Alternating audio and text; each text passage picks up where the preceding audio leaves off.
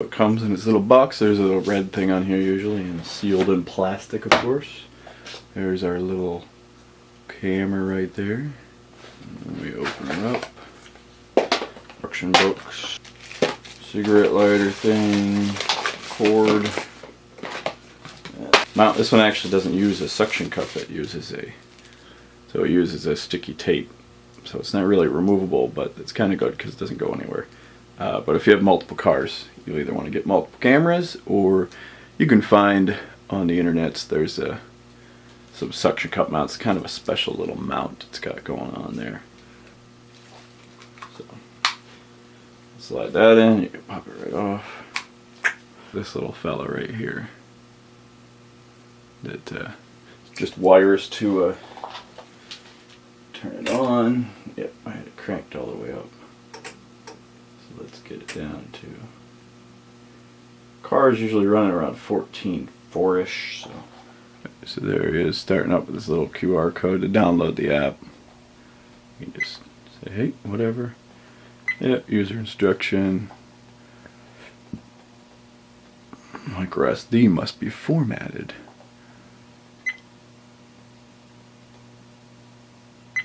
Yes, please format it.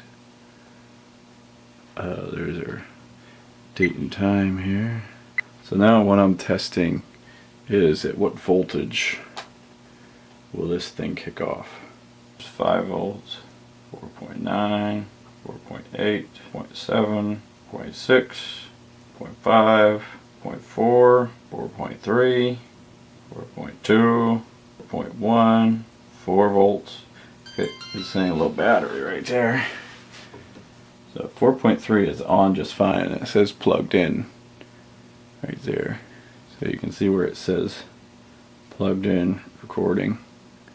4 volts. Okay, it's right at 4 volts where it shuts off. So a charged car battery, I think it's like 12.6, something like that. You shut off your car and you let it keep recording. It's using 200 milliamps. Okay, so we start out with a charged battery. A charged battery is about 12.6 to 12.7 volts. We're obviously talking about a 12 volt car battery. Your car needs about 75% of its charge to start, so 12.45 to 12.54 volts. The car dash cam that I tested consumes 200 milliamps.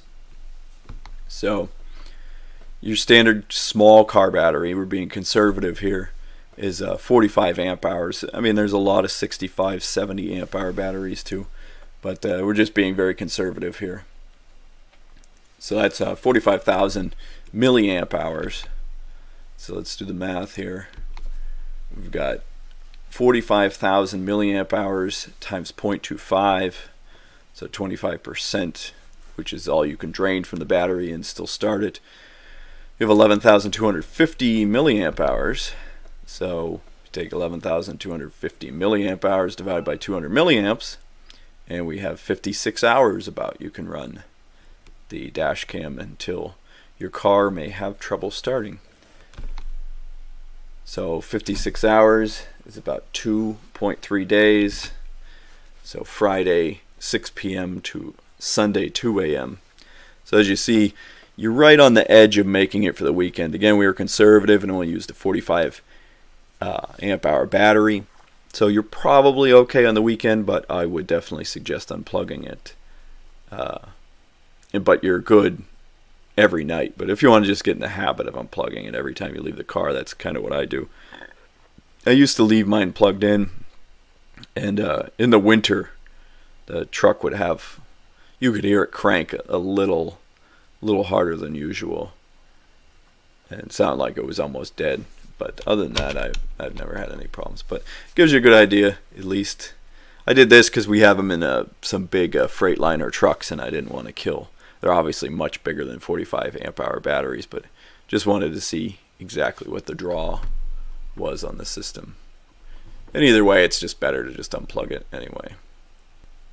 If anybody knows how you'd build a little port, I'd like to build a little cigarette lighter plug that would just automatically shut off, you know, when the battery got down to maybe 12.5, 12.6.